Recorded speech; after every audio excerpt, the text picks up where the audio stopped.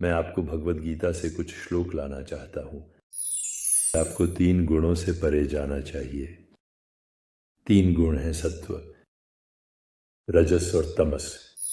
इन 3 गुणों से परे जाओ और तुम मौलिक वास्तविकता को पाओगे। आज जब हम दीर्घायु प्रयोग का अन्वेषण कर रहे हैं, मैं आपको भगवद गीता से कुछ श्लोक लाना चाहता हूँ। भगवद गीता को उपनिषदों में से एक माना जाता है और ये वेदों की शिक्षाओं का हिस्सा है।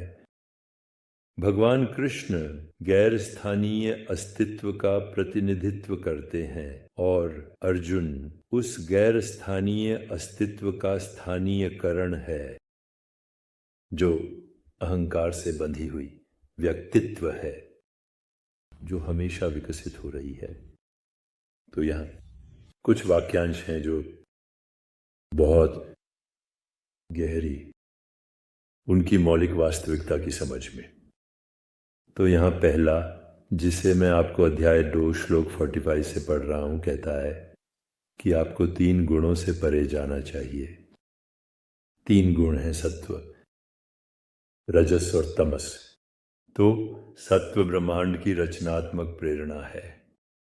राजस्थान एक रूप या एक ही वस्तु का परिवर्तन है। घटना को दूसरे में बदलना है। और तमस अंतिम उत्पाद है, जो पदार्थ के रूप में प्रकट होता है और जिसे हम भौतिक शरीर और ब्रह्मांड कहते हैं। तो श्लोक कहता है, निस्त्रे गुण अर्जुन भव अर्जुन। इन 3 गुणों से परे जाओ और तुम मौलिक वास्तविकता को पाओगे। तो वह मौलिक वास्तविकता क्या है?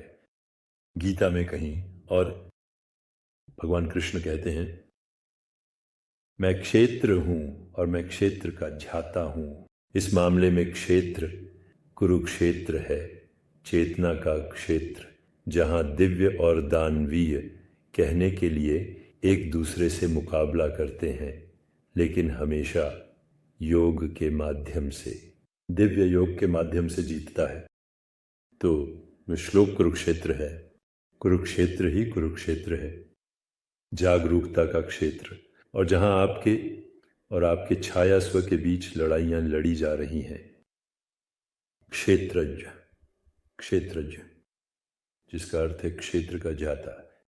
आप क्षेत्र हैं और क्षेत्र के ज्ञाता हैं। और अंत में यहाँ एक और श्लोक है, अपने भीतर वापस मुड़कर मैं बार बार सृजन करता हूँ। मैं ज्ञाता हूँ है, मैं परिवर्तन हूँ जिसे जानना कहा जाता है, और मैं वह हूँ जो जाना जाता है। इसे हमारी दीर्घायु प्रयोग के लिए अत्यधिक प्रासंगिकता के रूप में सोचें। धन्यवाद।